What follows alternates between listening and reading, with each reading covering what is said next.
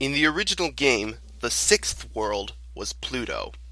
Ironically, despite being the smallest planet, Pluto was the largest and most diverse world in the game. Entropy has a different layout, but was similarly huge and diverse. The board music was played by a violin instrument, a melody that started out sounding mournful, and then it gets rather, I guess I would call it, distorted? It made me feel depressed and unnerved, not something I would want to hear while trying to sleep. Strangely, none of the levels from the previous worlds were present here. Instead, there were 8 brand new icons. The bosses this time were Megalon, Batra, and Mecha Godzilla. As usual, the first thing I did was go to the quiz level for another interrogation from Face. But when I got there, I noticed something different. Instead of the usual goofy Ghidorah music, it was the password theme. The music change seems to be intentional, because after the first 2 questions at the start, the question started to take on a darker tone. Do you like ice cream? Yes. Do you like clowns? Yes. Is time slipping through your fingers? Yes. Do you have any regrets? Yes. Do some people deserve to die? No. Is it safe to go out at night? Yes. Do you find it hard to sleep at night? Yes. Have you ever killed anyone? No. Do you want to kill anyone? No. Are you actually accomplishing anything? No. Does life have any real meaning? No. Do you like Mothra? I knew that last one was going to be a gameplay-related question, but I had no idea what the result would be. I answered honestly, because as I've said before, I never liked Mothra. Nobody liked playing as Mothra in this game, and there was a good reason for that. Every other time Mothra gets hit, she gets slammed back to the corner of the screen, and she sucks at fighting because her attacks are so weak. The only benefit Mothra had was being able to fly over obstacles in some levels. So I answered no, and Face actually replied back to me. Not only with the maniacal expression, but with the text, "Too bad." I was taken back to the map screen, and I was shocked to see that Godzilla and Anguirus have disappeared from the board, leaving only Mothra. Face had just fucked me over. Needless to say, I was pissed. But there wasn't anything I could do.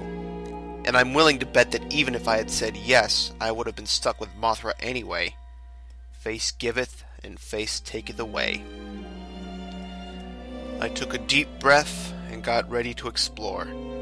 There were 2 paths I could take through the board.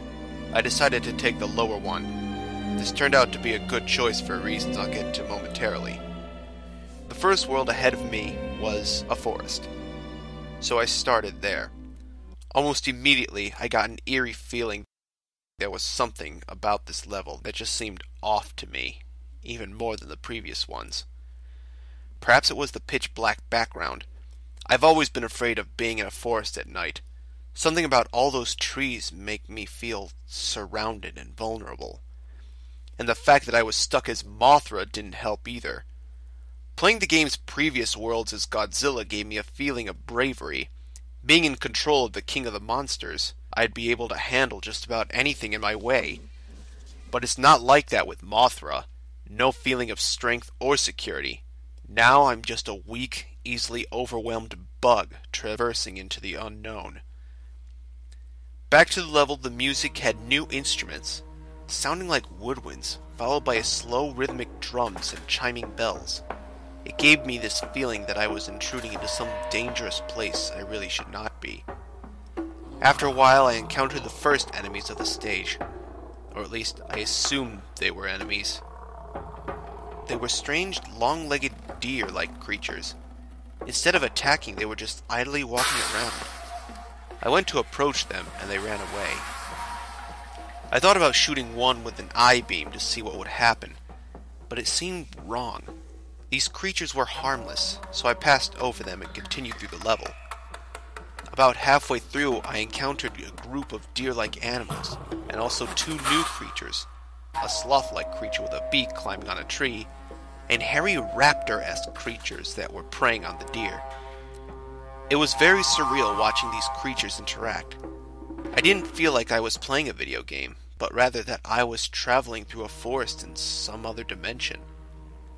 The creatures ignored me for the most part, although the raptors did attack me when I got too close, or if I attacked them first.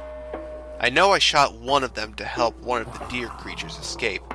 I got clawed at, but confrontation was easily avoided by flying up to the top of the screen. At first I had to choose whether I wanted to play the levels with the hourglass or the TV screen. I picked the latter. What I got was not at all what I was expecting. When I pressed the button to start a level on the TV screen, like I normally would, this screen with an animation popped up. There was also music in the background, which was the goofy Ghidorah music that used to be playing in the quiz levels. I was somewhat unsettled by this because it was just so strange. I also found it a bit spooky because I had a shirt that looked just like that when I was a kid. After starting the animation, you could go back to the board by pressing any button. After that, I had no idea what to expect for the rest of these icons. I went to try an hourglass icon next. I was somewhat relieved when an actual level came up. It was certainly an unorthodox looking level, all brown with time-measuring instruments floating in the air and gigantic grandfather clocks in the background. The music was the same as the board screen. And very early in the level, I encountered something else I didn't expect to see. Original enemies from the game. And not just that, it seemed to be a whole fleet of them, and the yellow tanks, which were normally immobile, could move now. I took some damage, but it was nothing I couldn't handle. But the most interesting thing about this level was the colored hourglass items. There were 3 of these. 1, a blue hourglass that made time slow down and filled the level with enemies from the past. 2, a red hourglass that made time speed up and filled the level with enemies from the future. And 3, a green hourglass that set time to a normal speed and filled the level with the original game enemies. I encountered the blue hourglass first. As stated, the game started to slow down and I saw the enemies from the past, which were 5 different types of prehistoric animals. I don't know much about prehistory, but I believed all of these enemies represent real animals. The level went into another segment and I encountered the green hourglass, and then I fought the original enemies again. It was the same 5 types, so I didn't take any screenshots. But in the last segment I encountered the red hourglass, and the enemies that must have been from the future. Now, whether or not the game was showing me 8-bit renditions of creatures that will actually exist thousands of years into Earth's future, I have no idea. But with that thought in mind, I found this particular segment to be very eerie, and it was made more tense because everything moved faster. One of the future enemies bore a striking resemblance to something I saw in a book once called Truden Man.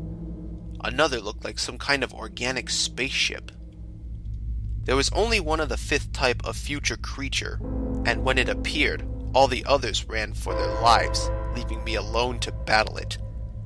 It could fly, but its sprite didn't actually move, and its single attack was firing a lightning bolt from its face. Even so, it was surprisingly powerful, and I suppose it could be considered a mini-boss. After defeating it, it left a health power-up that restored the health and energy I had lost fighting it, which was convenient. It seemed I would need all the help I could get to beat this world with Mothra alone. After that previous stage I call Time Warp, the next stage appeared to be a toxic waste dump. As you can see, the place looks grungy and inhospitable. The music was a short looping of an ambient synthesizer song. Listening to it makes me feel like I have sniffed some toxic fumes myself, and it was messing with my head the whole time. I even felt like I was choking while playing this level.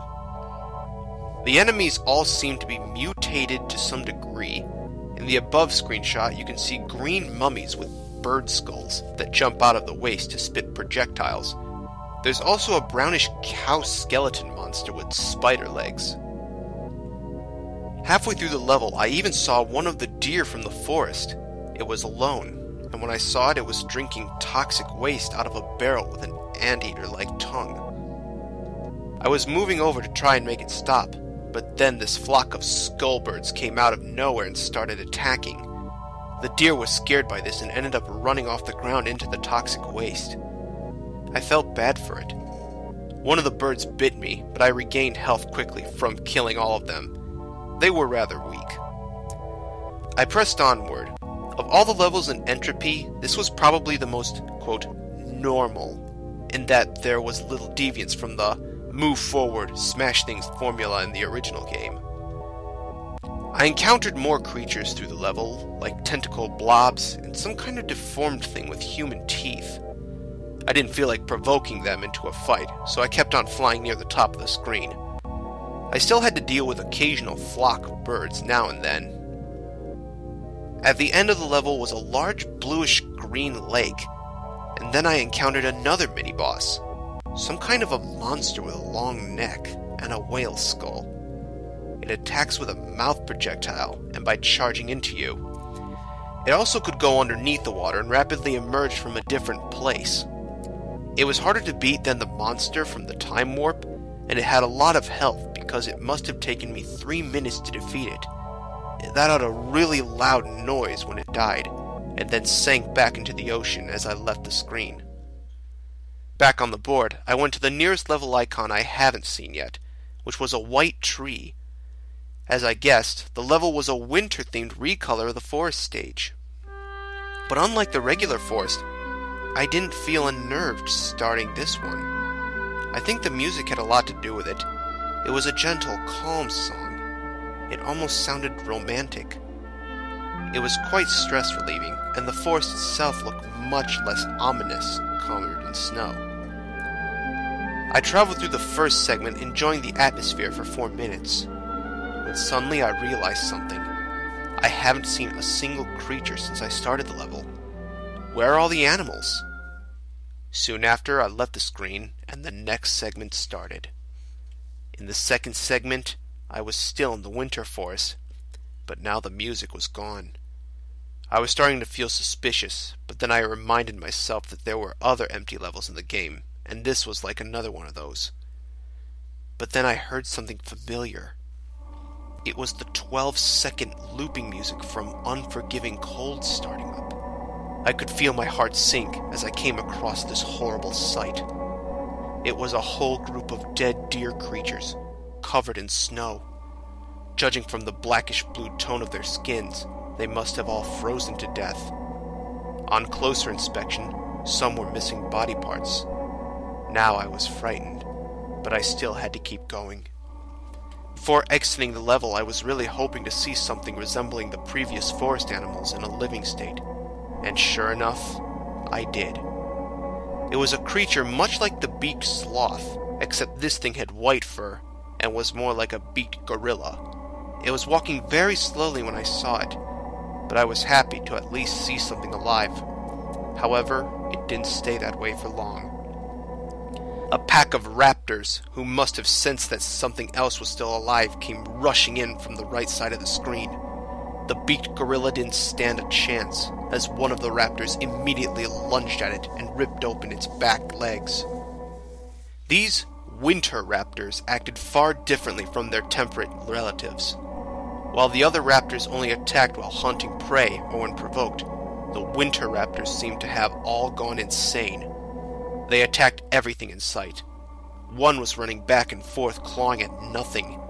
Even the noises they made sound different, more high-pitched and enraged. As I left this second segment, I saw 2 raptors fighting to the death. They were both covered in injuries, and one of the raptors had been blinded in one eye. I took a screenshot, but I didn't stay to see who won the fight. I only had to get through one more segment before I could go back to the board screen. But in this segment, I was no longer in the winter forest, but instead a very empty grassy plain with a bright gray moon in the sky. The pleasant music from Winter Forest Part 1 had returned, and immediately I started to feel dread. This is going to sound crazy, but it's the absolute truth. The game made this level from one of my memories.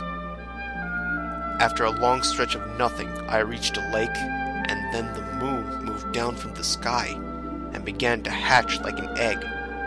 When it did, a curled-up humanoid figure fell into the lake as the moon halves quickly disintegrated. I heard a splash when it hit the water, then a moment of silence. Then the screen began to shake, and a new creature emerged from the water.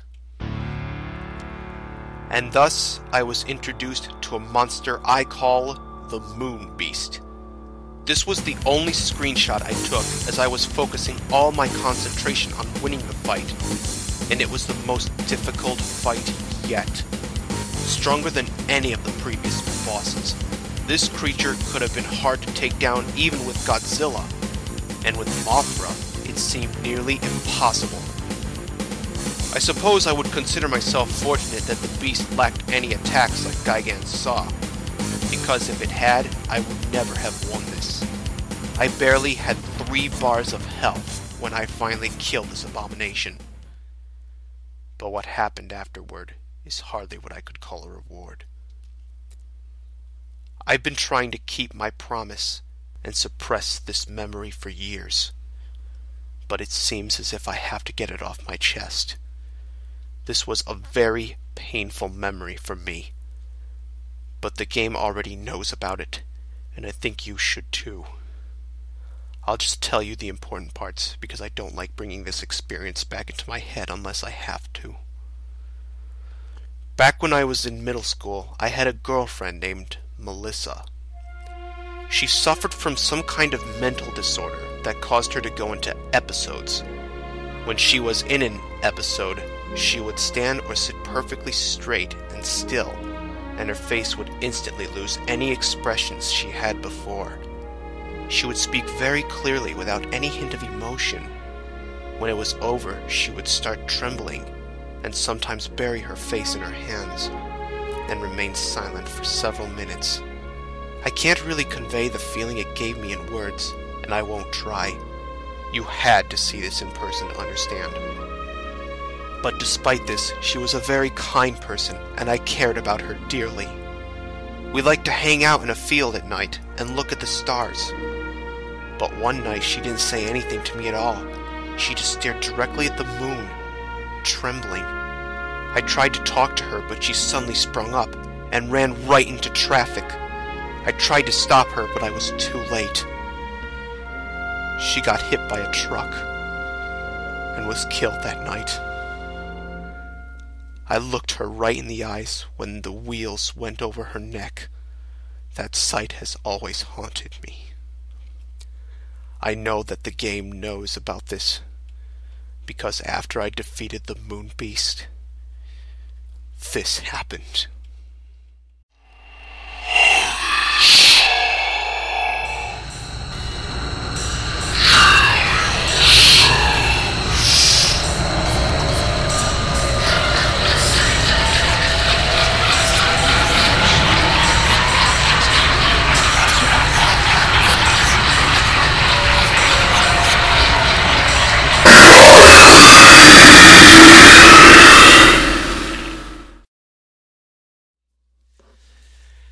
After that, the game went back to the board screen.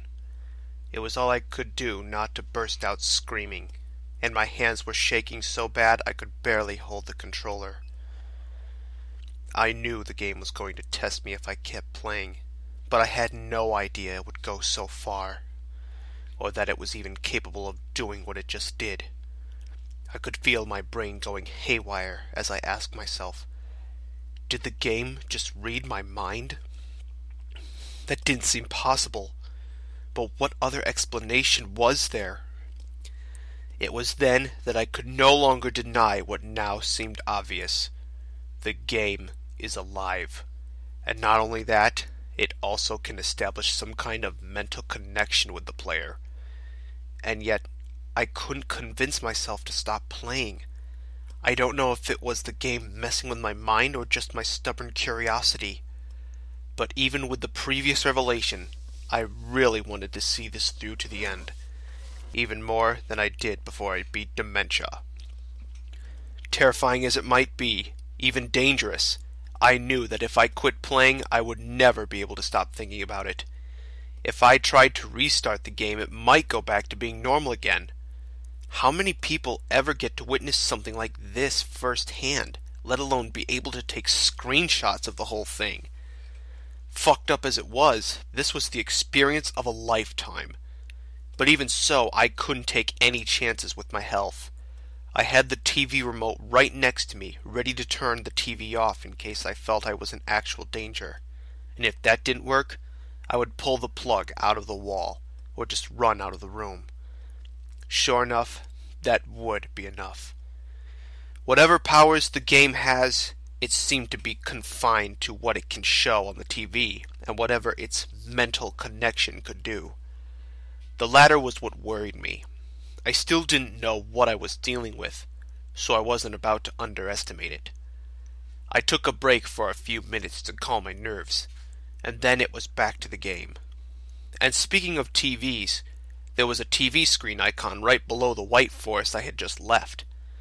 And because the first animation was so bizarre, I figured I'd try another to see what happens. Although I expected the same animation, I actually got a totally different one. Weird. The music for this one was the Neptune board music. Fitting, I suppose, since it's a fish man after all. I can't help but wonder what the point of these things are. There was only one more TV icon, so I figured it must have a unique animation of its own.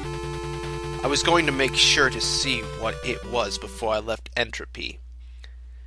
But then it was time for another level. The gold brick icon was the closest thing, so I went to that, and I started up in a gold labyrinth level. My health and power were refilled. Not sure how or why, but I was glad not to be heading in the unknown nearly dead. I also noticed that my Mothra sprite had shrunken to half its original size. The music was a slow, ominous drum beat, with female vocals kicking in about a minute into it. Quite haunting. The gold labyrinth itself was an anomaly. I'm not sure how this level would have played out if I were using Godzilla or Anguirus, because flying seems necessary just to get around this place. Another thing that caught my attention was that when you go left, your monster actually turns and faces the left. That sounds stupidly obvious, but in the original game, you were only supposed to move to the right. So when you tried to move left, your monster ended up walking or flying backwards. This level was apparently gigantic in size, because every time I thought I had reached an end to it, I was going to end up back where I started. I encountered something totally new. Things like lava blockades, new enemies, and statue faces. And I found one statue at a dead end with a wide open-eyed stare. The night Melissa died, she had an expression on her face that looked exactly like this the whole time. Even when she got hit by a truck, she still had the same expression. I can't help but feel like something really is staring at me from behind the screen when I look at this. I really didn't want to be reminded of that night anymore, so I left the statue almost as soon as I found it. I needed to find the exit anyway, which proved to be no simple task. It felt like this level stretched on forever in all directions. I must have wandered around the level for at least 15 minutes before I finally saw something. It was a creature that wasn't gold, seemingly the only one of its kind in the level, lacking any kind of hover ability like the other creatures. It just walked back and forth on the platform. But it wasn't long after I found it that a flying machine swooped down and grabbed it, and then flew off with it. The machine apparently had not seen me, so I decided to follow it, to see where it was taking the creature. The machine stopped at a room with a large cauldron-like object in the center. The machine hovered over the cauldron and dropped the creature into it. the creature emerged from a hole in the cauldron's side, now adorned in the same gold color as everything else. The machine flew off. I'm not sure what to make of this, but I'm glad I came upon it, because I found the exit soon after. When I got back to the board, I realized that the bosses haven't moved at all. A bit odd, but it didn't bother me. It made planning my route through Entropy easier. There were 2 new icons to explore, the Indigo Cliffs and a black version of the labyrinth. Since there were only 3 black labyrinth icons, which was surrounded by bosses, I played the Indigo Cliffs first. It was a lot like playing the blue or green mountains. The level graphics had the same shredded look to it. There's also a recolor of the clouds and the moon from the toxic waste dump. The music, if you can call it that, was merely a deep rumbling noise. One of the first things I encountered was these multicolored creatures with big heads emerging from a small cave in the ground. They all made a synchronized shaking sound, and they walked to the right in a group after emerging from the cave, ignoring me. Having no other way to go, I followed them on their route. More and more emerged from the cave until the group had about 100 creatures. Eventually, the pathway ended in a cliff. I was shocked to see that upon reaching the cliff, all the creatures began jumping off into the abyss. I've seen enemies walk off cliffs before, but I've never seen NPCs commit mass suicide like this. Very unsettling to start off a level. I continued on, flying over various stage animals like the ones shown here. Another group of multicolored bobbleheads were jumping up and down, only to be snatched up by large birds, which I'm fairly certain are sprite versions of the giant condor from Godzilla vs. the Sea Monster. I defeated some of the condors in battle, but it bothered me that these bobbleheads seemed to be so eager to die. If the game itself is alive, perhaps the creatures in these levels are also alive, and some have very unhappy lives, if this behavior is any indication. But what provokes them to do this? In the back of my mind, I also suspect that the glowing moon in the sky is the reason. At the end of the level, I saw yet another group of bobbleheads marching up to a large monster and being devoured. This was starting to disgust me, so acting on impulse, I fired off eye-beams at both the monster and the bobbleheads. I destroyed the cave.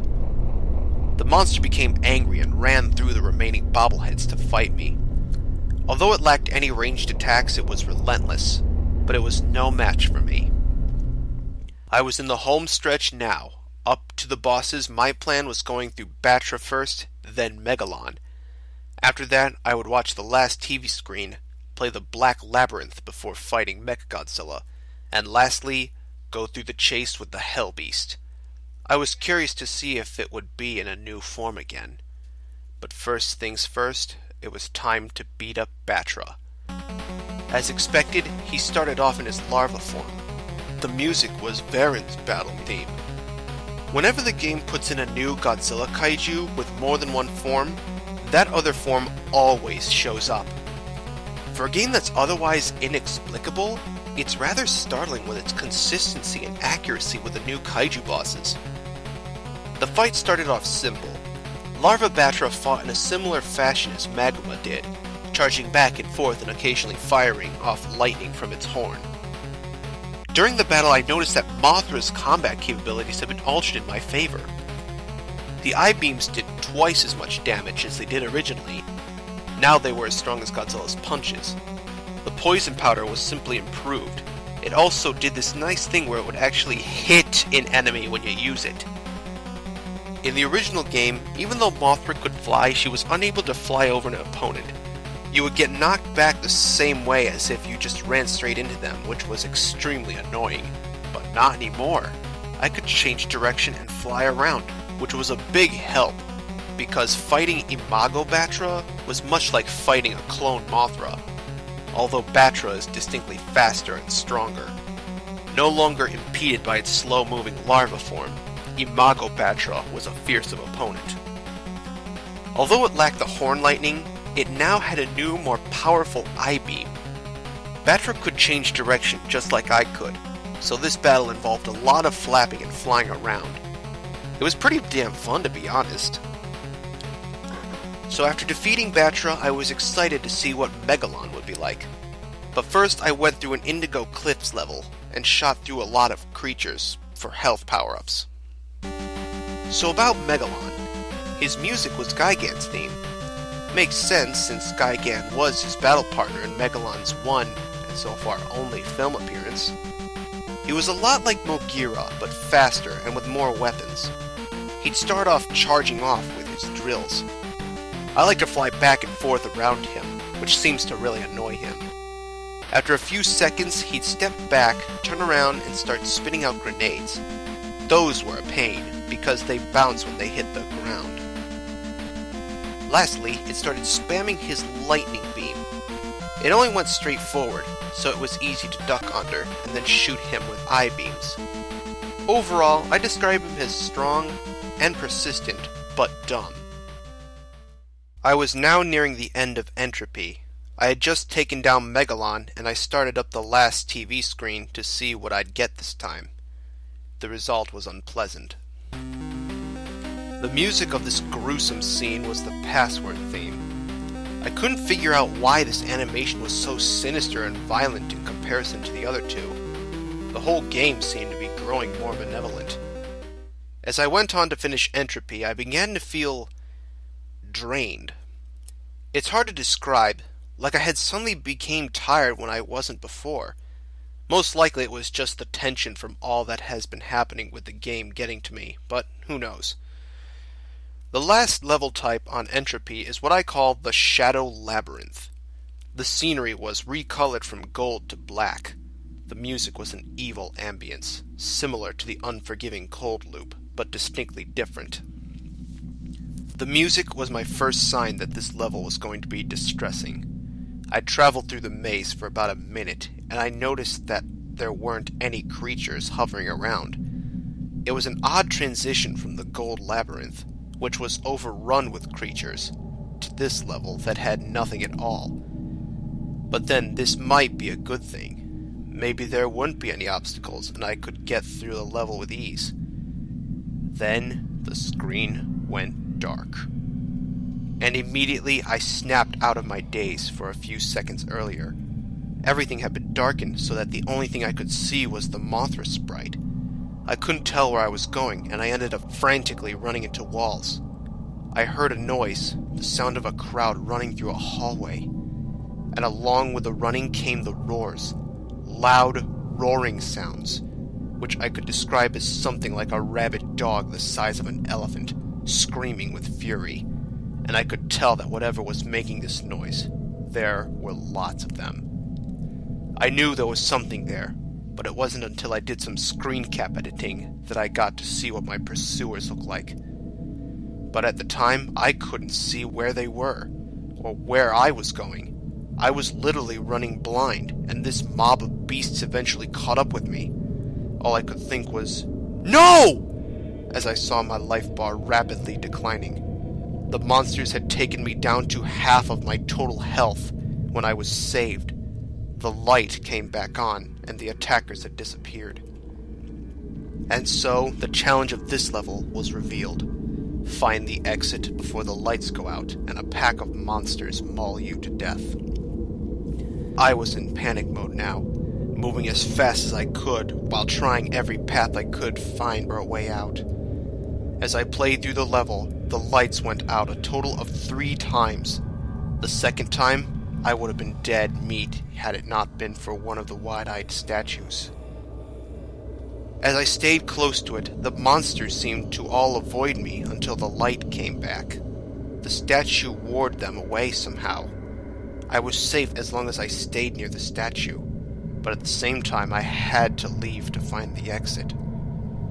The Shadow Labyrinth turned out to be much smaller than the Gold Labyrinth, as it only took about 6 minutes to navigate to the end. But before the exit, there was a row of halls leading straight down, with no way out once entered. You either go to the exit before the monsters reached you, or you died. Thankfully, I made it out. Only one more boss, Mecha Godzilla. I started the battle and got something unexpected. Not only did my life shoot back up to 100% again, it seems to do that randomly, but instead of a replacement boss, I was fighting Godzilla. But any Godzilla fan worth their salt can figure this out. Mechagodzilla started off like fighting a clone Godzilla, but his disguise burned away after only 3 life bars. Usually a transformation only occurred at the halfway point. At this point, it was like fighting Mechagodzilla in the normal game. Felt kinda nice to fight one of the original game enemies for a change, although he wasn't exactly like normal. He also had a rainbow beam and finger missiles. This prevented me from doing the old trick of backing him in the corner and hitting him with I-beams in a spot where he can't hit me. But that was always a cheap trick anyways. But after getting him down to half his health, something weird started to happen. His sprite started to glitch in much the same way as Godzilla had way back in the first world. After a few seconds, the glitches began to form a new shape, and thus the game had created not Mechagodzilla. And I discovered that this visual glitch was somehow related to the game recreating things. The human face on this one gave it a very uncanny look. It was one of the stronger replacement monsters and had the most firepower. Pictured here is its mouth beam, which I got caught in the middle of. Even though it was a bit stronger, it was also slower than its original counterpart, and couldn't jump around as much. I won the fight by constantly staying out of its line of fire, bombarding the machine with poison powder as I flew over it. One last thing to do. The Hellbeast chase. Oh boy. I might as well just get this over with, I thought. The Entropy end chase ended up being exactly what I was afraid it would be. A labyrinth level. All the other chases, although difficult, were extremely straightforward. You just had to run to the right and not get touched. But this took all the simplicity out of it. There was no telling how big this labyrinth would be, or where the exit was. And now not only did I have to constantly backtrack to find my way out, I also had to avoid getting one-hit killed by the red monster. And for those first 30 seconds, it didn't show up, but I knew it would. And as I started to pick up the pace, I heard a loud flapping noise. And there it was, in a flying form. It flew with bat-like wings and was as fast and relentless as ever. For reasons already stated, this was probably the most nerve-wracking of all the end chases, and as such, I had to keep my focus on the game and not take screen caps. However, I did take one of the red monster doing something I found very interesting. I had managed to lose it by going through a different path than it apparently expected, and it was blocked from attacking me by one of the organic walls of the red labyrinth. Or so I thought. It tried clawing through the wall for a second before it opened its mouth and tearing the wall apart with its intestine jaws. But for those brief milliseconds that the monster was held back might have been the key to me finding the exit. The path to exit was long and complex, but from what I remember, I went up and then back towards the left. I'm still not sure why I chose that particular way. Just a lucky hunch, I suppose. I was sweating profusely, but my luck has saved me yet again. I hoped that it wouldn't run out before I finished the game. There were only 2 more worlds to go. Next was the penultimate world, called Extus.